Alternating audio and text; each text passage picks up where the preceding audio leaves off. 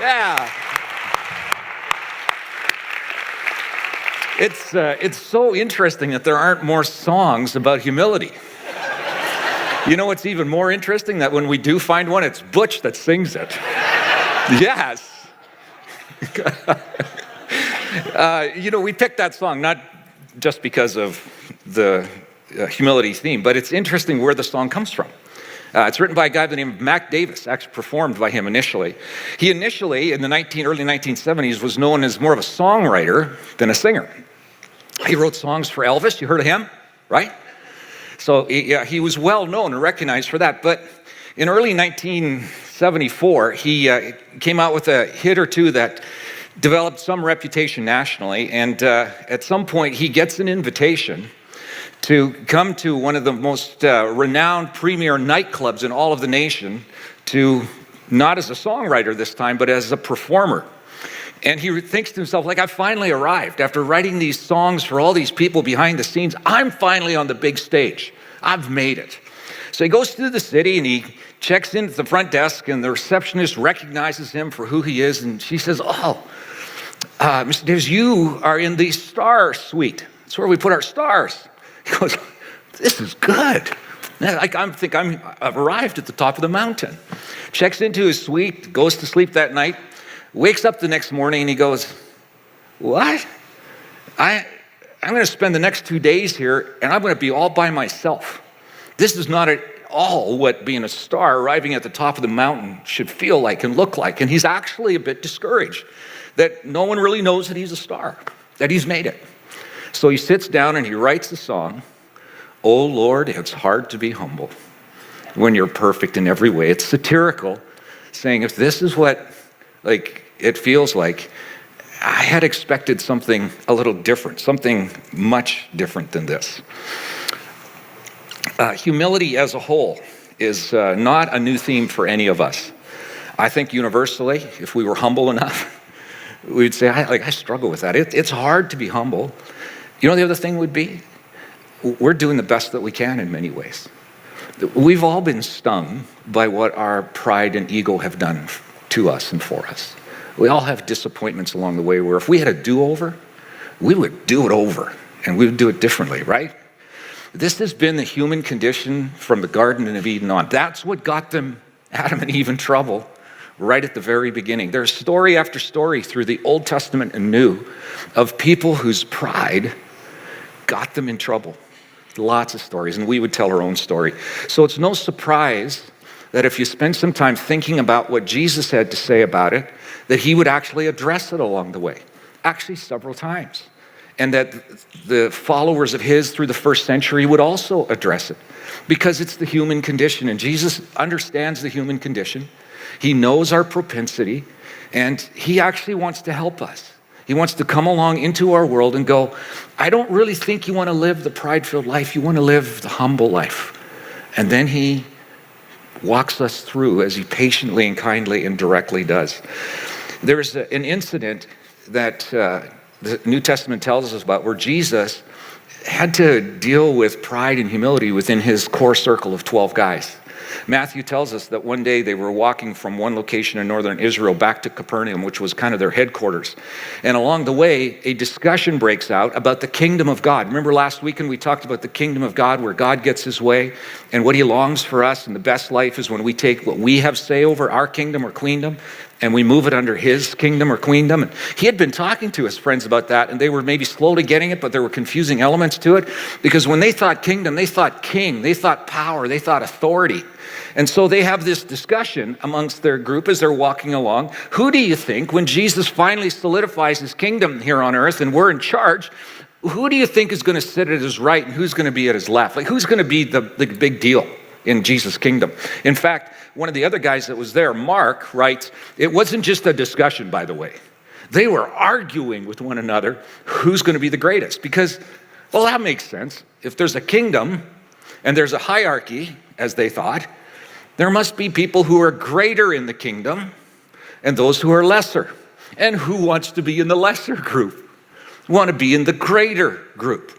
And so Jesus apparently can read minds or can listen to conversation, has eyes on the back of his head like your mother does. And he addresses this. But this is what he says in Matthew 18. This is what Matthew records. About that time, the disciples came to Jesus and asked, Mark would say argued, who is the greatest in the kingdom of heaven? And this is what Jesus does. He calls a little child to him and puts the child among them. So what's he doing here? Well, he's taking culturally the lesser group and putting them right in the middle of their group. A surprising thing to do.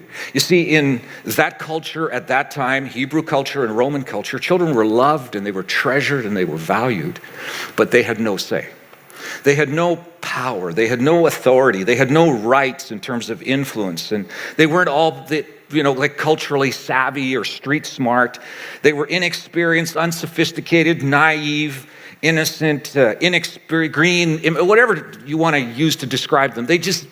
They weren't in that great crowd that had influence. They couldn't make a lot of wise choices because they didn't have experience and knowledge. They couldn't make well-reasoned choices. They had no power and ability to advocate for their opinions. They were likely too trusting and likely way too easily swayed. They were loved, for sure, but they were among the weak and the vulnerable of the culture. And Jesus picks one of those to sit in their group. And then in verse 3 he says, then he said, I tell you the truth. Unless you turn from your sins, which sins, he's not talking about behavior. He's talking about unless you turn from living independent of God, that's what sin is, and become like a little child, you'll never get into the kingdom of heaven. He's talking again about this kingdom that you enter apparently as one of the lessers, as one of the weak ones. To which it's reasonable that Jesus' friends would have looked at each other, shrugged their shoulders and go, I don't get what he means. It doesn't make sense in our culture. We're a little confused because we always thought it was the influential, the schooled, the rich, the religiously savvy who were the best candidates for the kingdom. To which Jesus has just said, no. And it's those that are voted least likely. That's who's really a great candidate for the kingdom. And so he finishes this and he says, so verse 4, so anyone, that would be all of you in that circle and outside, anyone who becomes as humble as this child, that's who's greatest in the kingdom of heaven. Now, this response would have been surprising for his friends. It might be for some of us, but we're probably familiar with the story. You see, humility was not a highly valued, desirable virtue in that culture. Isn't in ours either in some ways. Quite the opposite. It was positions of honor and power and wealth and status, even religious piety, that were treasured by the culture. To be humble was seen to be weak, naive, vulnerable. It's a really risky thing. Does that sound familiar? Not much has changed, right? It's about the same story. I came across this article that was recently written in the New York Times by David Brooks. I'd never heard of him before, but he's an author, written several books, and a political commentator. And this is what he writes about his observation of our culture and humility. He says, humility has come under attack in the last several decades. Self-effacement has become identified with conformity and self-repression. A different ethos has come to the fore, which the sociologists call expressive individualism. Instead of being humble before God and history, moral salvation can be found through intimate contact with oneself and by exposing the beauty, the power, and the divinity within.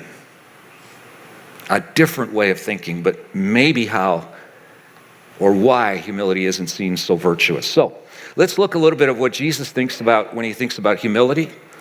Let's look at maybe why this is just hard for us. It's hard to be humble.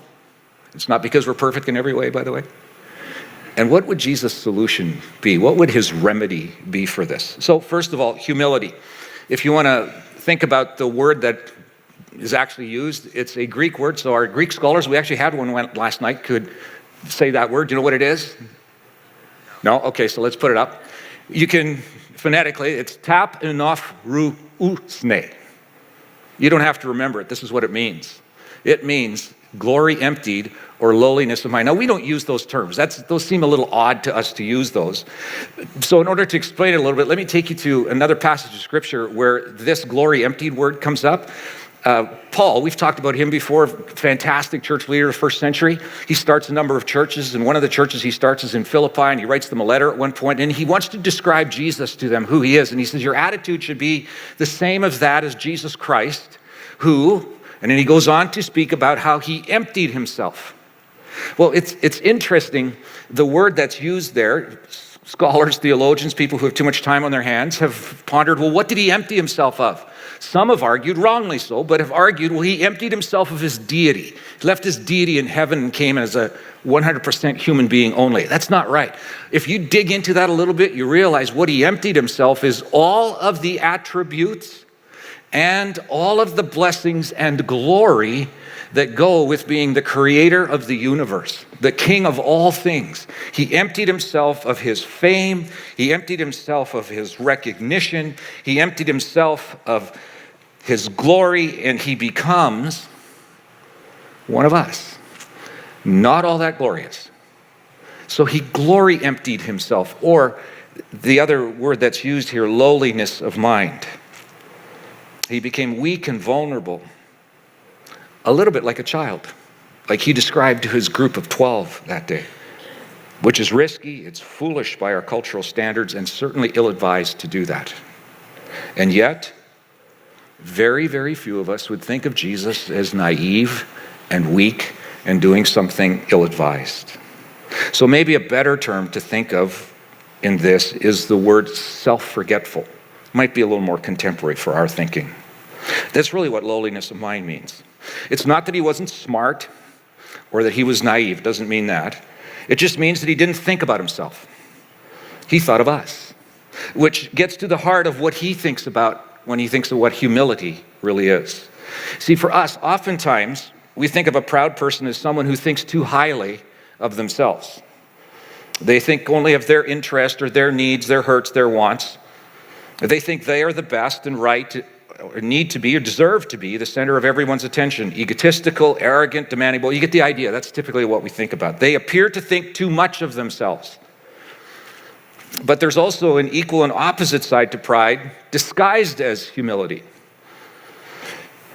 You see, we often think of a humble person as someone who's self-deprecating, shy, timid, gentle, modest, not able to stand up for themselves, and they just appear to think so little of themselves. But either way, where's the focus? On themselves. Either one are pride. One's just disguised as humility. So possibly think of it this way. Pride is not that I think too much of myself, and humility isn't that I think so little of myself. Pride and humility ebb and flow based on how often I think of myself. I read this. You know how you can easily identify a humble person? They just don't talk a lot about themselves. They aren't quick to jump in with their story. They aren't quick to jump in with what they know and what they've experienced.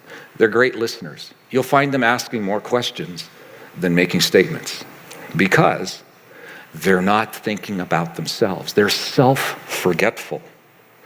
To be humility challenged can express itself by being self-loving or self-loathing, either a sense of superiority or inferiority. It comes either way. Humility is simply not thinking about oneself. Oh Lord, it's hard to be humble, not because I'm perfect in every way or because I'm imperfect in so many ways. It's hard to be humble because I naturally think about myself first and all the time. You see, humility is a gift of grace from God. He originated it. He owns it. He has the franchise for it. It's what he has made and he has exhibited. And in his good grace to us, he wants to instill humility into us. Why? Because he loves us and he knows it's what we're made to really live by. I've been reading a number of books because I've been thinking a lot about this. And over and again, there are some general themes that seem to come up in the books of scholars and people I really respect, that there are some kind of attributes that seem to grow in the human being as humility increases. You can actually see some qualities growing in people. They tend not to happen all at one time, But the longer we walk in this world, if we're walking in a path of humility and God's grace and giving that to us, these just seem to float to the surface. I want to share them with you. The truly humble person, by the grace of God, over time, innately feels no need to pretend, presume, or push. Let me break those down just a little bit. They find no need to pretend. In other words, the truly humble person has no need to project an image of themselves other than what they really are. They don't have to come across smarter, more knowledgeable, more moral, more successful, more resourced, or awesome. They just don't. It's not that they don't have to come across less than what they are. They just are. And they're confident in that sense of, this is me. Pimples, warts, problems, difficulties, hang-ups, hurt, that's just me. That's who I am. What would our interactions with people look like if our ability to pretend was suddenly removed from us? What would that look like? Well, we all face the situations, those tight moments when we're tempted to claim inside knowledge that we don't really have, special talents that we don't really possess, name friends we don't have, share adventures and experiences we really never had. Or under pressure, we may even downplay our abilities or generalize our mistakes, missteps, and blunders because we think that will help us appear to be more humble. We are a crazy lot. Oh, the stories I could tell. I remember a couple of years ago, several years ago actually, I took a 2-week trip to Australia for a conference, and I was hosted by this wonderful family.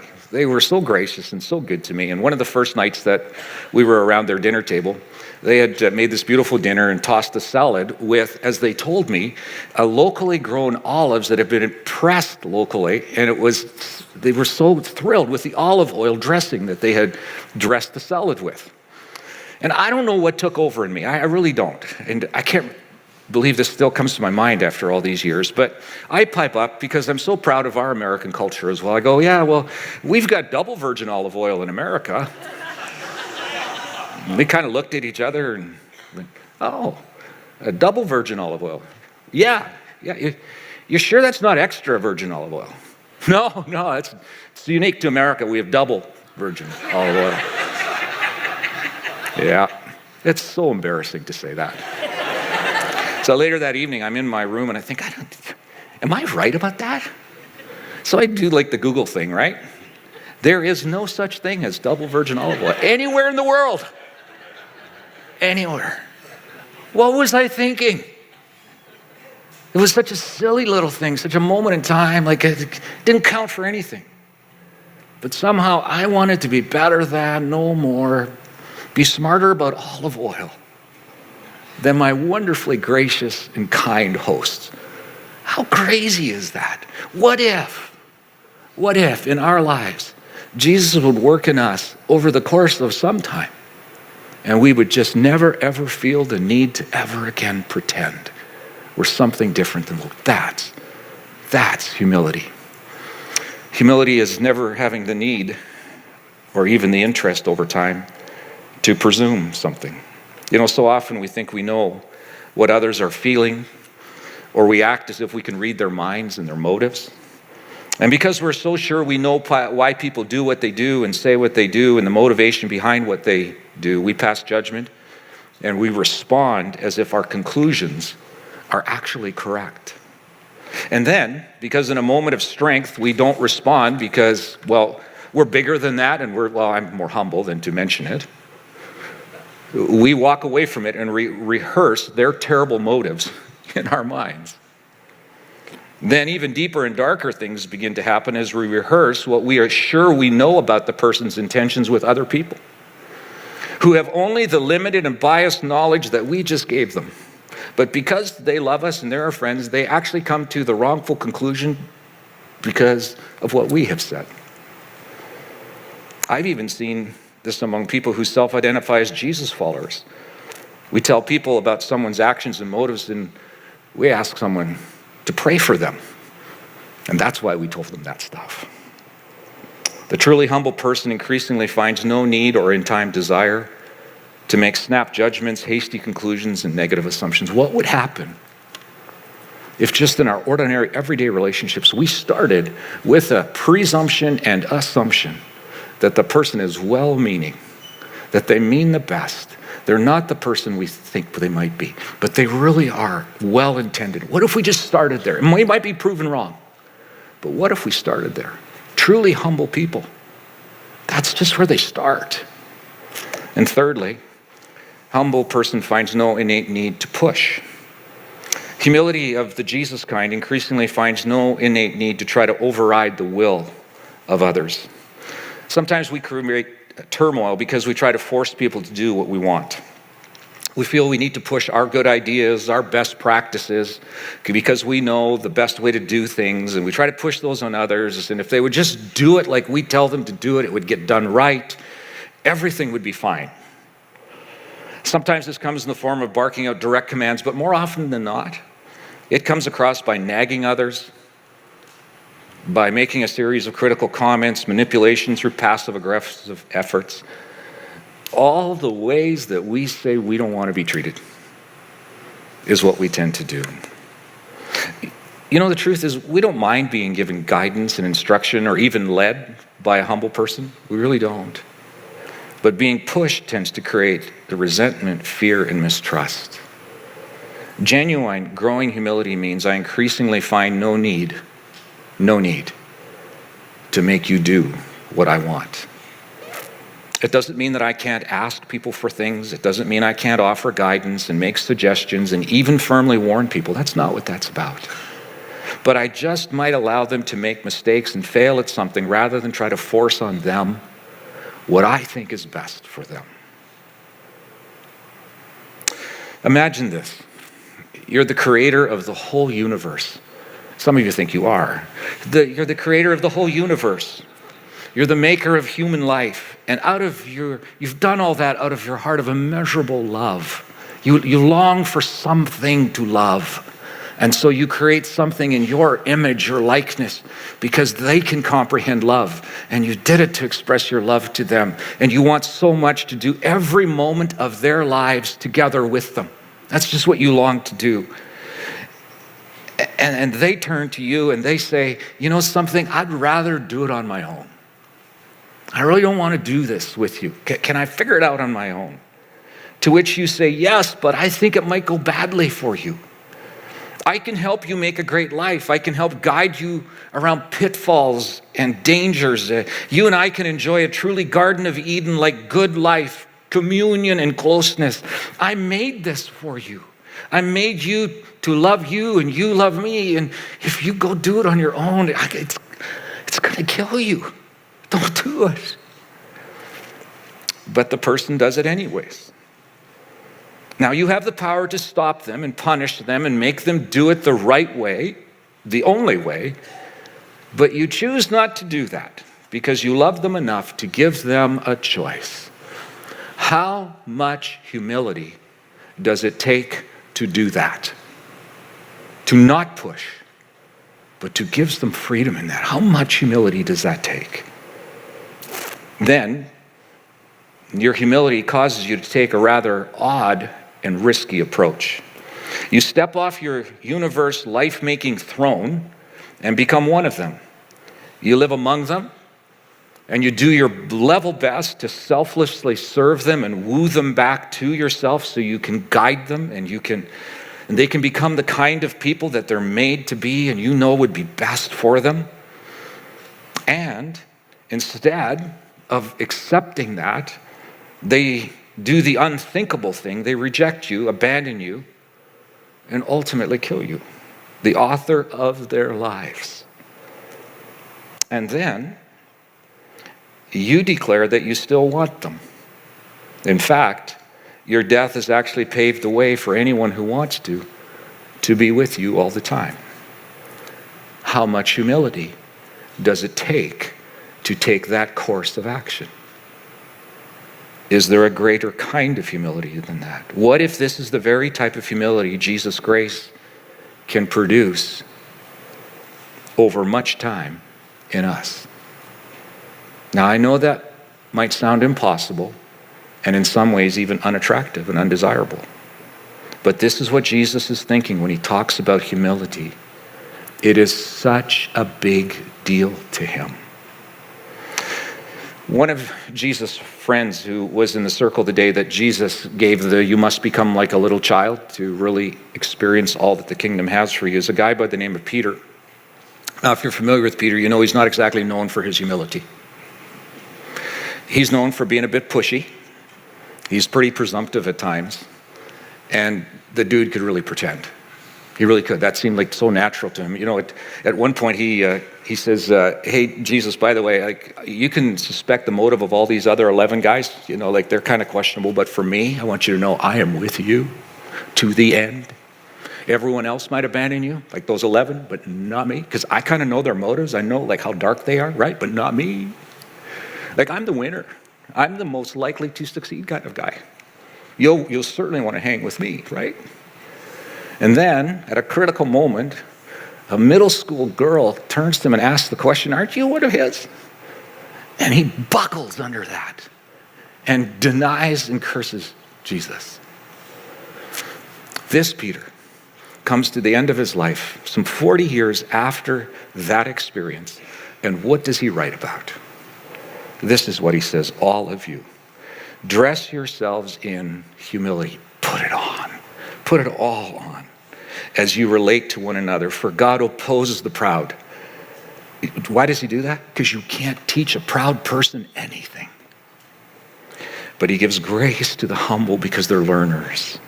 So humble yourselves under the mighty power of God, and at the right time, without pretending, presuming, and pushing, he's going to lift you up. Can you hear the plea of this old 70-year-old guy who's lived so much of life? And he comes to me, he goes, "I get what you were saying, Jesus. The only way to really experience your kingdom is through humility of a little child who's weak and vulnerable and least likely." That's how that works. So, like, even if we know that, why is it so hard for us to live that way? Why is it hard to be humble? It isn't because we're perfect in every way and to know us is to love us. That's not it. You know why it is? Because there's so much risk involved with it. So much risk. You see, if you live that way, you're likely to be taken advantage of. Can I tell you that? You're likely not to be thought of a hero, at least initially. Your humility will be mistaken for naivety. You may well be thought of as not being terribly smart, being a pushover, being weak. You may even be called a wuss, a badge of honor. If you don't protect yourself, who's gonna, right? See, there's risk to it. There's risk that you won't advance your status. You might advance someone else's, and you might get left behind a little bit, maybe a lot. And it happens at work, at home, at school. And if you don't advance yourself and be your best advocate, who will, right? There's a risk that God won't actually lift you up. But here's another risk, is that you're going to be fully out of step with the culture and the people you work with, live with, and go to school with. Just out of step. You'll be odd. You'll be different. Yep, the risks are really real, and they're great. However, evidently, Jesus and Peter, who took the risk, paid the price, would still come back. That's still the way to go. That's still the right. That's the what? That's kingdom life. It's still a beautiful thing. It's what you want. So here's the question. How are we going to embrace the grace of Jesus, and how can we grow in humility when it is so hard to be humble? Well, I want to start here. You can't work on humility directly. If humility is self-forgetfulness, then if you work at trying to be self-forgetful every time you do, who are you thinking about? Right, yourself. So you can't become self-forgetful by trying to not be self-forgetful. It will not work to say, I am just going to become more humble and then do the best that I can. Humility is something that is a byproduct that comes from doing something indirectly. Let me tell you about a principle of doing something by direct effort that results in becoming someone you can't become by doing something by direct effort. It's the principle of displacement. Displacement. Let me explain. Jesus is about 30 years old when he launches his ministry on the public stage in northern Israel. And before long, it creates some traction, some interest, crowds start to grow. Meanwhile, at the same time, there's a man by the name of John the Baptist, John the Baptizer, Jesus' cousin, who started several months before Jesus did, and he was the deal in Israel. He was the go-to guy. He had developed this huge following throughout Israel. People came from both sides of the Jordan River to be with John, to hear him teach, to be baptized. That's where he got his name. Like, he was baptizing people, John the Baptizer, and that was his deal. And he was known around the country for that. Well, at some point, Jesus' popularity starts to develop greater than John's, and some of the followers of John start going to be followers of Jesus.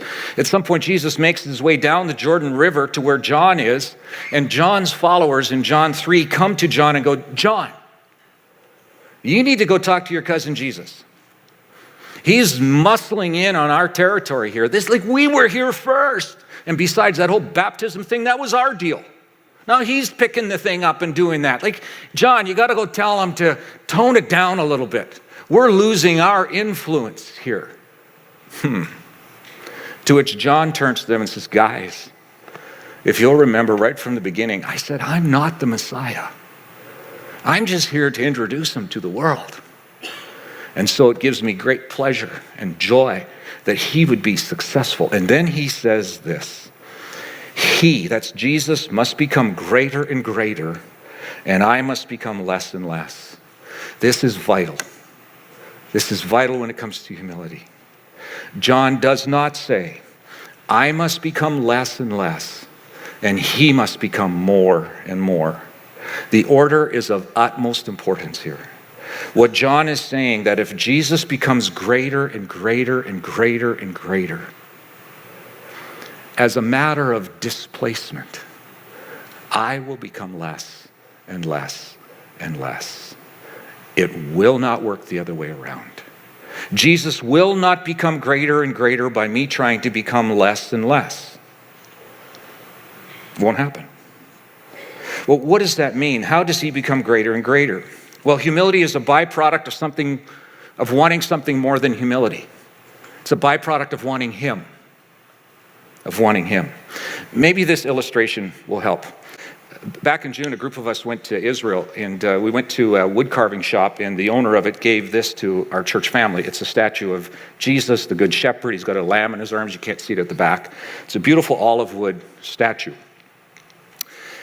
Maybe this illustration will help. You cannot, if this is you and your life, and this is your pride or how you see yourself, you cannot actually empty yourself by trying to empty yourself. Doesn't work. You see, to be self-forgetful, you're thinking about yourself, just doesn't work, right? Here's how it works.